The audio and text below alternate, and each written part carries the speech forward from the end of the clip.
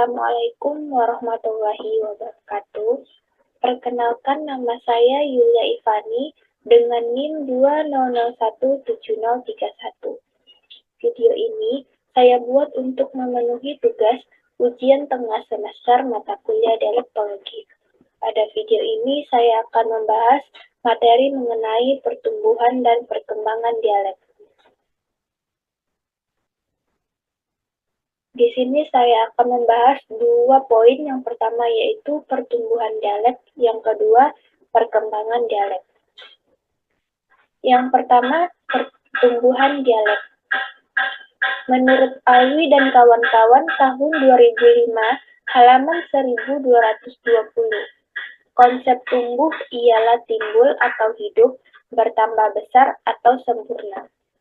Sedangkan pertumbuhan dialek itu sendiri merupakan timbulnya suatu dialek dan bertambah besar dan sempurna yang mengarah pada kemajuan. Adapun faktor-faktor penyebab pertumbuhan dialek disebabkan oleh dua faktor. Yang pertama yaitu faktor kebahasaan, yang kedua faktor non-kebahasaan.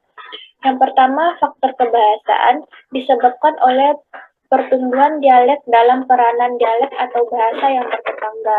Hal ini menentukan masuknya anasir kosakata, struktur dan cara pengucapan atau pelafalan. Yang kedua, faktor non-kebahasaan. Faktor ini disebabkan oleh keadaan alam, seperti daerah yang terpencil yang mempengaruhi penduduk untuk berkomunikasi dengan dunia luar. Kemudian disebabkan oleh karena batas alam, yakni batas politik, ekonomi, dan cara hidup yang tercermin dalam dialek yang bersangkutan. Bahkan disebabkan oleh adanya hubungan dan keunggulan bahasa-bahasa yang terbawa oleh para penuturnya ketika terjadi perpindahan penduduk, penyerbuan, atau penjajahan suatu daerah atau bangsa. Yang kedua, perkembangan dialek.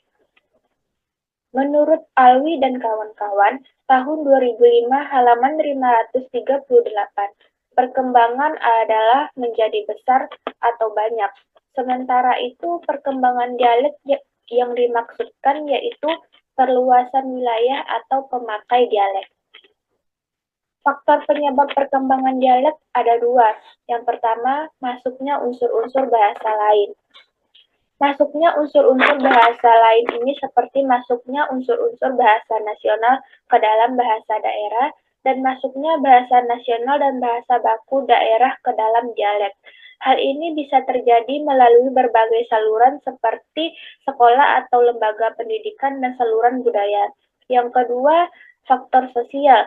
Faktor sosial ini disebabkan oleh taraf sosial ekonomi dan pendidikan masyarakat yang semakin membaik. Apabila tingkat mobilitas suatu masyarakat cenderung tinggi, sehingga bahasa yang dituturkan juga turut berpengaruh oleh bahasa daerah lain atau bahasa nasional. Baik, itu yang dapat saya jelaskan pada video kali ini. Mohon maaf apabila ada kesalahan. Saya tutup dengan Assalamualaikum warahmatullahi wabarakatuh.